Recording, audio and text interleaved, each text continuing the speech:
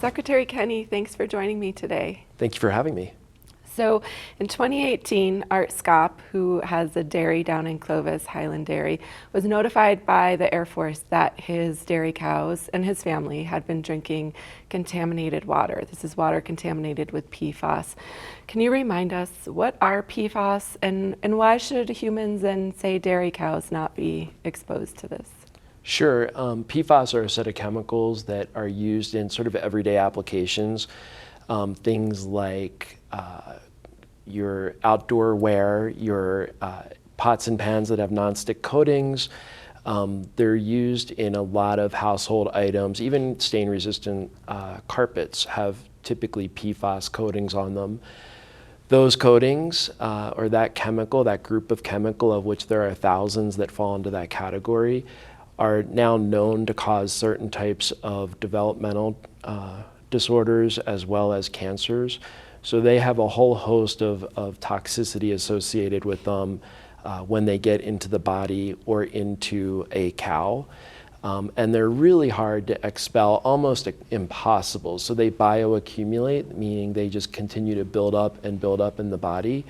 And they also do that in the environment. They build up, and they don't break down.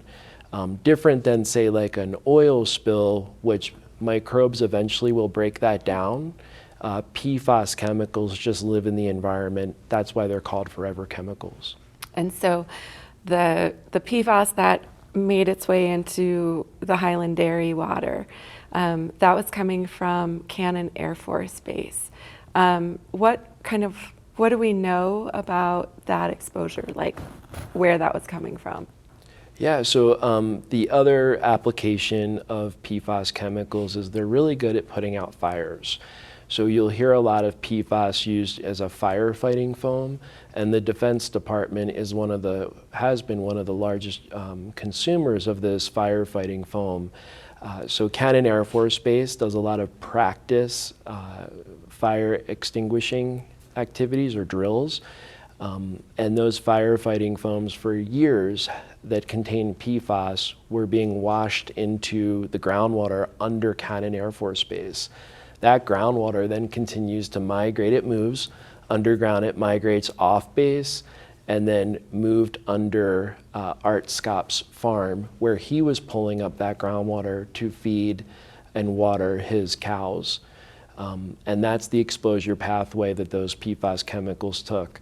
The PFAS in Clovis continues to move, and it continues to be there, and it's significantly high concentrations of PFAS in that drinking water. And so the state has been trying for years now to hold the Air Force, the U.S. military, the Pentagon accountable. What efforts have you attempted, and where do things stand in terms of the military cleaning up this pollution, stopping it from continuing? Yeah, it's a good question, and I think before we ever tried anything other than diplomacy and seeking the Air Force take responsibility for the pollution it caused, the Air Force sued the state of New Mexico to prevent the state from requiring cleanup.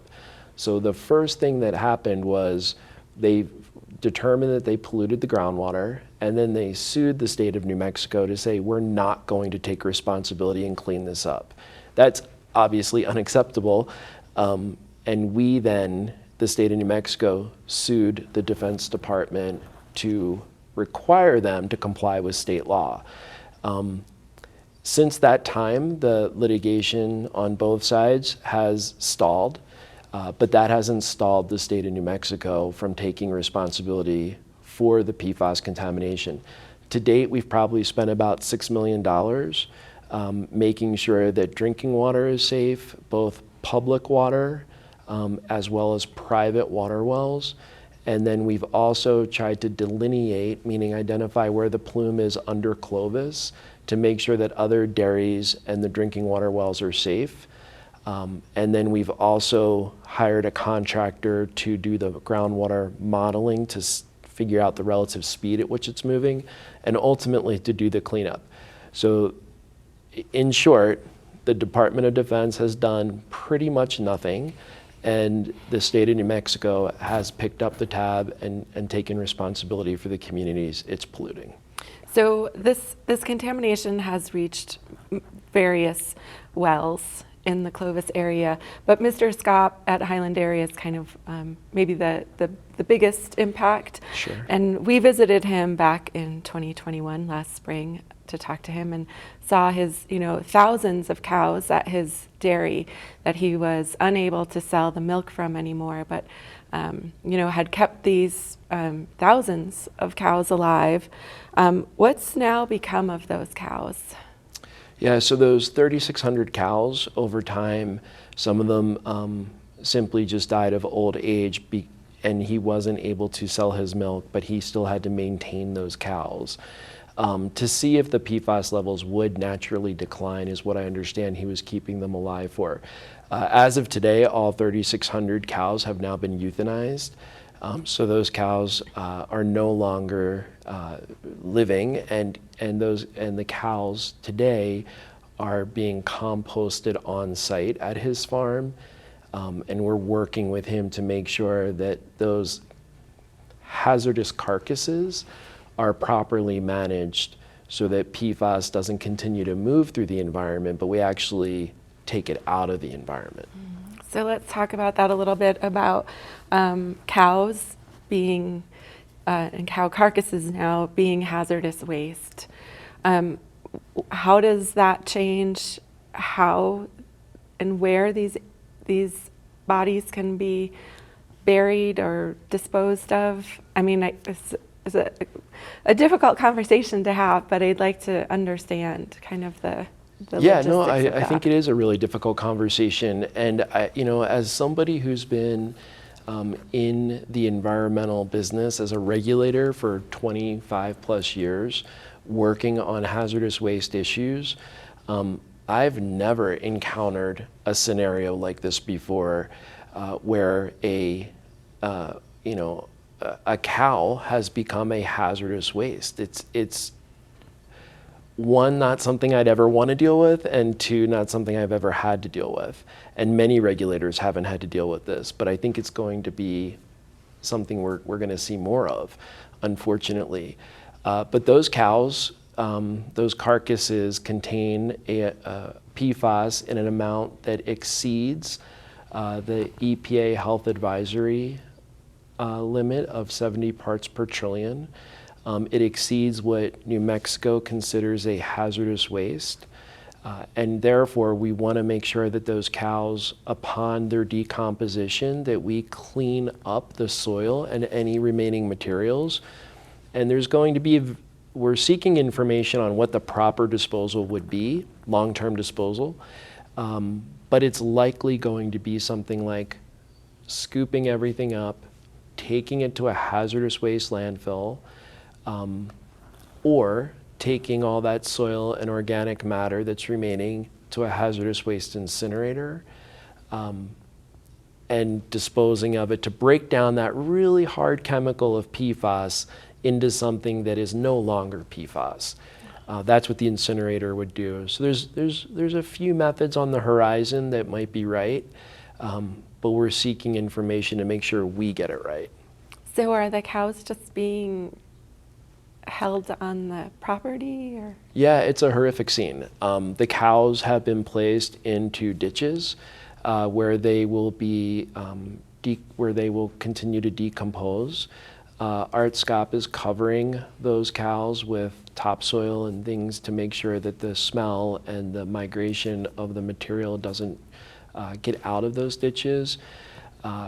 So it's pretty horrific. It's a pretty terrible event, and one that we were hoping that the cows would metabolize the PFAS, but after multiple years, the levels have not come down. They're magnitudes higher than what we would have expected or hoped them to be, to treat them as more of like a solid waste. Mm-hmm. So this sounds horrible and also expensive. Who's paying for all of this? Once again, New Mexicans are paying for this. As I said earlier, the Department of Defense hasn't done anything outside of the fence line of Cannon Air Force Base to really take responsibility for the long-term cleanup or management of these hazardous carcasses. So we stepped in, the New Mexico Environment Department, and bringing $850,000 to the table.